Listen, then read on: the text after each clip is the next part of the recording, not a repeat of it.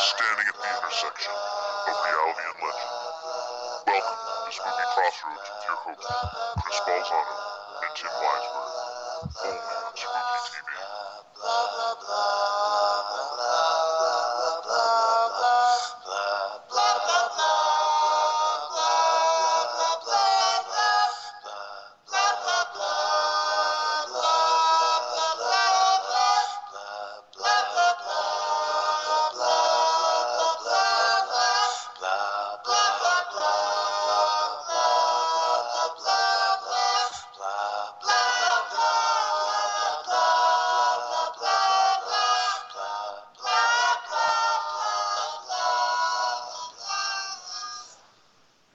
Good evening and welcome to Spooky Crossroads, another edition of what we have dubbed the tender ship, if you will, of Spooky Southcoast.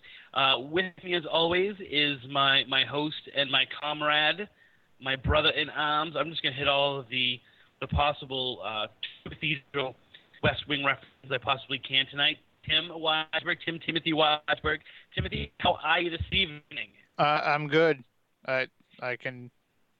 You're cutting in and out a little bit on me, but I'll just assume that you're only saying good things about me, because that's all you would have to say. Of course, I didn't say anything bad about you. I have officially gotten cleared to get a new mic, so I will be purchasing a.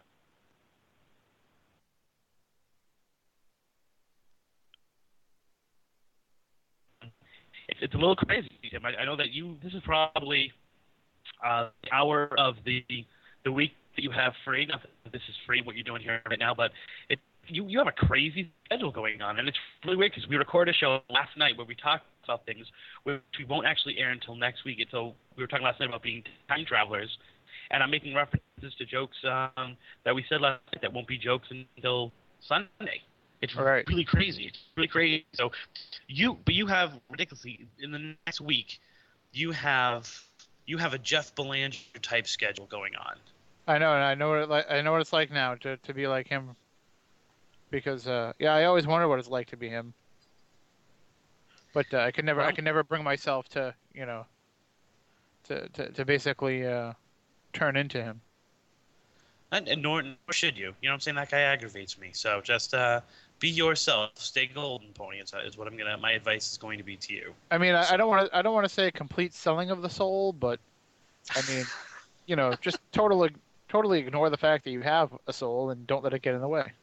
Right, and make sure that the souls of others are oppressed with you, and put down and pushed down, so that really no new fresh ideas that aren't yours can see the light of day. Right. Yes. No, we kid him because we love him, but he does suck the very life out of us. He does. He could very well be. Forget Mitt Romney. I think Jeff Belanger may be the Antichrist, and we're all going to hell. See, Eric is listening to it. We have a special guest, our first guest on the show. He doesn't realize that we're all really good friends with Jeff, and that we're actually, completely allowed to be this way because we then are nice to him other times. We're not allowed. We just can get away with it because there's no way Jeff Belanger would lower himself to listening to Spooky Crossroads. He really wouldn't. I think I actually made an invitation. Hey, you should check the show out tomorrow. And he's like, yeah, that's not going to happen. But that's okay because I've never watched 30-odd minutes that I wasn't on. So there you go. So as I said, this is really cool because when we started this, my concept behind it, my theory behind it was, I really want to get on. I want to talk with a friend. I want to shoot the shit. I want to be able to communicate some things, bounce ideas off of, get deep into subjects that we can't get deep into other ways. And it's like, we don't really want to be centered on a guest. We don't really want to be focused on interviewing people. And so I guess I kind of making this pledge going forward is that, we are not interviewing our guest tonight. Our guest tonight is kind of being locked inside or being trapped inside the Crossroads, where he is going to act as the sole representative, the voice of reason within the cryptid community. And obviously, I'm playing it up. I mean, he's a great guy, and it's really crazy because we had a Crossroads show a few weeks ago, where I basically kind of went off a little bit on cryptozoology and the idea of looking for Bigfoot and looking for cryptids, all the while, praising the guest we'd had on the previous week, Eric Altman. And Eric and I had kind of he's understandable but digitized, story of my life. And Eric and I had communicated since then, and he had listened to the show, and he was like, I would love to come on and teach you guys some things, kind of show you guys some things. And so I was really looking for the opportunity to sit back to some degree, and allow someone with authority, someone with intelligence, all of which I would describe Eric Altman as, and have this gentleman represent the community to me, and convince me. And I am going to be completely open-minded, but I'm going to be critical. We had actually talked about doing this kind of show with Moniz and I about UFOs, and I think it's really good that we have kind of a starter one here with someone who I like a lot more. And he is going to come on, and he's actually going to convince me. This is not going to be an argument. This is not going to be like the old Roswell showdown that we had a few years ago. This is going to be a man who is an expert in his field, highly educated, highly trained, coming on to teach me to such a point that that I kind of walk away from this. There's a lot of pressure on you, Eric, I know, but I'm going to walk away from this being like, you know what? It makes complete sense. So, and hopefully that means he's going to address some of my specific questions that I had, my specific issues, but then just kind of present the field from his point of view. So, without further ado, why don't we bring on our special guest, the first guest ever, although he's not a guest, I guess we should just call him like the third one in tonight, Eric Altman. Eric, are you with us? What's going on, Christopher and Tim? How you guys doing? Good. How are you? I'm doing pretty good. Thanks for asking me to come on and join you guys tonight. I'm pretty excited about this and looking forward to talking cryptids with you guys. Well, and of course you'll have to forgive any technical issues. I mean, if we made Nick Redfern go through it, we're going to make you go through it. Oh, hey, I'm in good company then. So just so you know that and I know you've listened to one of the shows, it's a little bit different than some of the other shows, so it won't be, you won't be expected to be like, okay, so Eric, when was the first time that you saw Bigfoot, or that you realized you wanted to do this? It's really not that kind of show. I mean, we're gonna, excuse my language, we're gonna take our balls out right away. Tell me what you thought of when you heard the show, and I'm not gonna assume you listened to the whole show. You probably listened to bits and pieces. I don't listen to myself. Tell me what your kind of reaction was to what I had presented that night, if you remember. Well, I thought you brought up some really good points on in your defense. Yeah, cryptozoology can be kind of boring if you really think about it.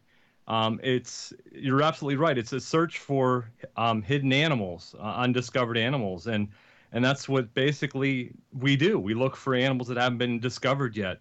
Bigfoot is relatively thought to be an animal that hasn't been discovered yet, but that's just the surface of it. There's a lot more to it than just going out there and looking for Bigfoot, because there's a lot of questions and a lot more to it than just it being an animal. I mean, there's so much more to it, and you really don't start to discover this stuff until you really start to get involved looking into what exactly Bigfoot is and why you can't find it and why you can't find this evidence.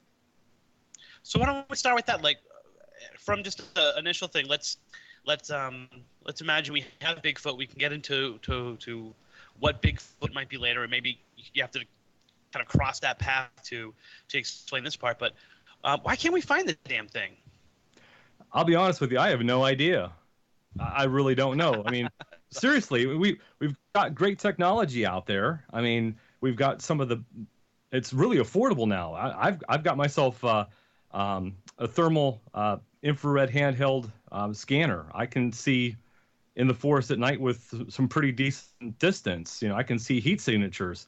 Right. 5-10 years ago, that was unheard of. That was military spec. even now, it's still pretty unheard of for a lot of people. I mean, those are still pretty pricey. They are, but you can get a pretty decent one that's affordable for about $2,000-$3,000. Save up some money for about a year or so, and you can still get one. But you've got some pretty decent technology. You got game cameras out there you can hang on trees. Night vision is becoming a lot more affordable, so we're getting stuff that's within our grasp to use. And I've been doing this for 15 years in the field, and I still can't come up with good conclusive evidence. It's not for a lack of trying, but that's what really makes this interesting to me is why can't we get the good evidence to prove this thing exists? Right, and that seems to be the hang up for a lot of people is no matter what evidence you do present to them, they're not buying into it until you have the creature on stage and a top hat and cane dancing and putting on the Ritz. Exactly. And Chris, you brought up a great point. You said last week, you said, this is just an animal, and we should be. There's not enough. We're amateurs doing this. Obviously, I'm an amateur. I'm not a zoologist, and I don't have a scientific degree. But there should be scientists involved in this, and there should be zoologists involved in this, and they should be out there collecting a living or dead specimen to put on display or to dissect up and to find out exactly what this is. But they don't even care.